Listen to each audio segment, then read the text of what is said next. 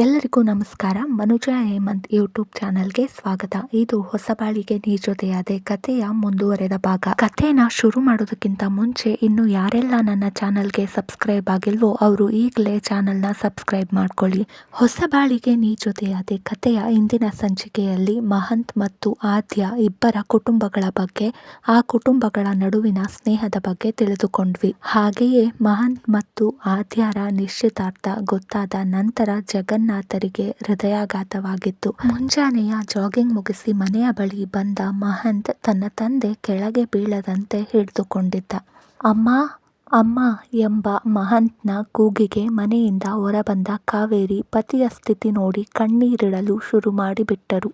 ಅದೇ ಸಮಯದಲ್ಲಿ ಅಲ್ಲಿಗೆ ಬಂದ ಆದ್ಯ ಜಗನ್ನಾಥರನ್ನು ಆಸ್ಪತ್ರೆಗೆ ತಲುಪಿಸುವಲ್ಲಿ ಮಹಂತ್ಗೆ ಜೊತೆಯಾದಳು.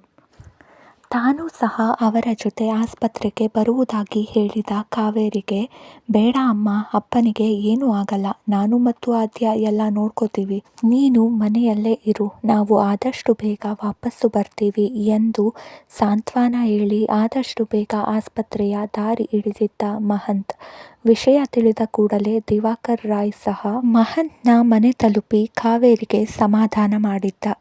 ಡಾಕ್ಟರ್ ಸುಶಾಂತ್ನ ಕ್ಯಾಬಿನಿನ ಬಾಗಿಲನ್ನು ಮೆಲ್ಲಗೆ ನೂಕಿ ಒಳಬಂದು ಅವನ ಕುರ್ಚಿಯ ಎದುರಿನ ಕುರ್ಚಿಯಲ್ಲಿ ಕುಳಿತ ಮಹಂತ್, ಸುಶ್, ಏನಾಗಿದೆ ಅಪ್ಪನಿಗೆ? ಇದು 2ನೇ ಸಲ ಹೀಗಾಗುತ್ತಿರುವುದು.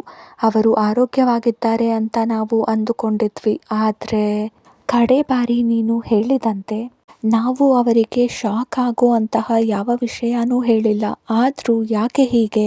ಉದ್ವೇಗವಿತ್ತು ಮಹಂತ್ನ ದನಿಯಲ್ಲಿ. ತಂದೆಯ ಮೇಲಿನ ಪ್ರೀತಿ ಮತ್ತು ಕಾಳಜಿ ಅವನ ಮುಖದಲ್ಲಿ ಎದ್ದು ಕಾಣುತ್ತಿತ್ತು. ಸುಶಾಂತ್, ಮಹಿ, ಕಾಮ್ ಡೌನ್, ಅಂಕಲ್ಗೆ ಏನೂ ಆಗಿಲ್ಲ. ಆದರೆ ಏನೂ ಆಗಿಲ್ಲ ಅಂತ ಆರಾಮಾಗಿ ಇರುವ ಹಾಗೂ ಇಲ್ಲ. ಇನ್ನು ಮುಂದೆ ಇನ್ನೂ ಸ್ವಲ್ಪ ಜಾಸ್ತಿ ಹುಷಾರಾಗಿರಿ. ಅವರ ಊಟ ತಿಂಡಿ ಎಲ್ಲನೂ ನಾನು ಹೇಳೋ ಹಾಗೆ ಇರಬೇಕು. ಯಾಕಂದರೆ ಈಗಾಗಲೇ ಅವರಿಗೆ ಸಕ್ಕರೆ ಕಾಯಿಲೆ ಸಹ ಇದೆ. ಅದು ನಿಮಗೂ ಗೊತ್ತು. ಮತ್ತೆ ಶಾಕ್ ಆಗುವಂತಹ ವಿಷಯಗಳಿಂದ ಅವರನ್ನು ದೂರ ಇಡಿ.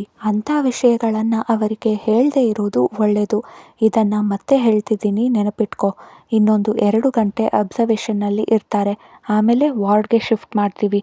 ಆಮೇಲೆ ಅವರ ಕಂಡೀಷನ್ ನೋಡಿ ನಾಳೆ ಅವರನ್ನು ಮನೆಗೆ ಕರೆದುಕೊಂಡು ಹೋಗಬಹುದು.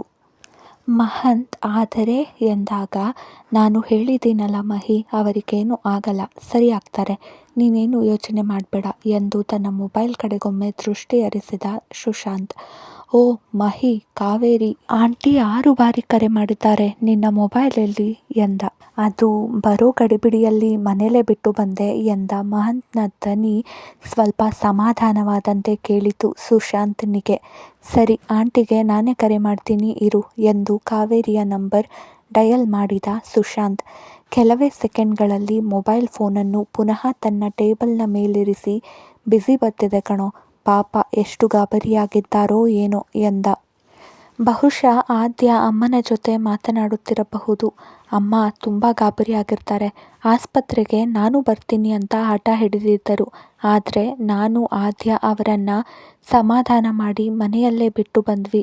ನಾವು ಆಸ್ಪತ್ರೆಗೆ ಬಂದ ತಕ್ಷಣ ಆದ್ಯ ದಿವಾಕರ್ ಅಂಕಲ್ಗೆ ಕರೆ ಮಾಡಿ ಎಲ್ಲ ವಿಷಯ ತಿಳಿಸಿದ್ದಾಳೆ.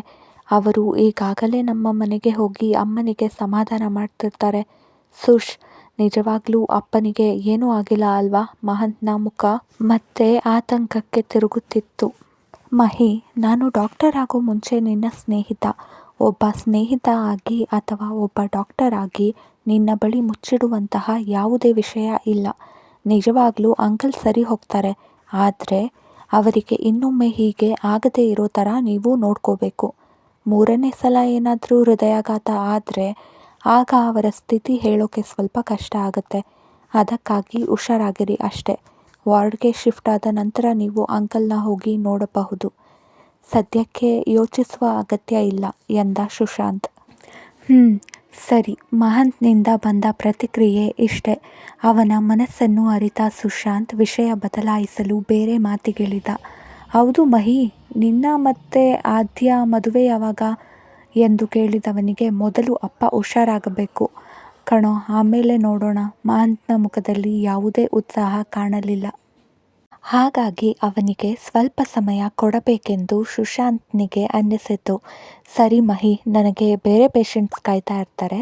ಅಂಕಲ್ನ ವಾರ್ಡ್ಗೆ ಶಿಫ್ಟ್ ಮಾಡಿದ ನಂತರ ಬಂದು ನೋಡ್ತೀನಿ. ಸದ್ಯಕ್ಕೆ ಇಬ್ಬರು ನರ್ಸ್ಗಳಿದ್ದಾರೆ, ಅವರಿಗೆ ನಾನು ಎಲ್ಲ ಹೇಳಿದ್ದೀನಿ. ನೀನೇನು ಯೋಚಿಸಬೇಡ ಎಂದು ಕುರ್ಚಿಯಿಂದ ಎದ್ದು ಹೊರಟ ಸುಶಾಂತ್. ಮಹಂತ್ ಸಹ ಸುಶಾಂತ್ನ ಕ್ಯಾಬಿನಿನಿಂದ ಅವನ ಹಿಂದೆಯೇ ಹೊರಬಂದ. ಈ ಆದ್ಯ ಅಮ್ಮನಿಗೆ ಕರೆ ಮಾಡಿ ಬರ್ತೀನಿ ಅಂತ ಹೋದವಳು ಎಲ್ಲಿ ಹೋದ್ಲು?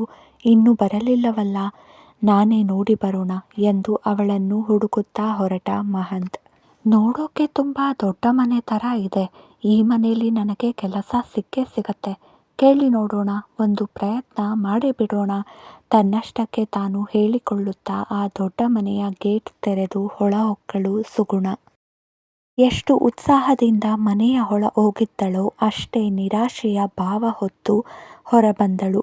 ಮನೆಯ ಗೇಟ್ ತೆರೆದು ಹೊರಬರುವಾಗ ಸುಗುಣಳಿಗೆ ಎದುರಾದ ಶಾಂತಕ್ಕ, ಇದೇನೇ ಸುಗುಣ, ನೀನು ಈ ಮನೆ ಹತ್ತಿರ, ಏನು ಸಮಾಚಾರ ಎಂದಳು.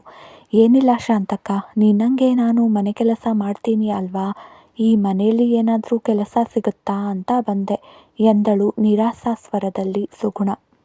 ಈ ಸುಗುಣ ಮತ್ತೆ ಶಾಂತಕ್ಕ ಯಾರು? ಅಲ್ಲಿ ಮಹಂತ್ ತಂದೆಗೆ ಏನಾಯಿತು?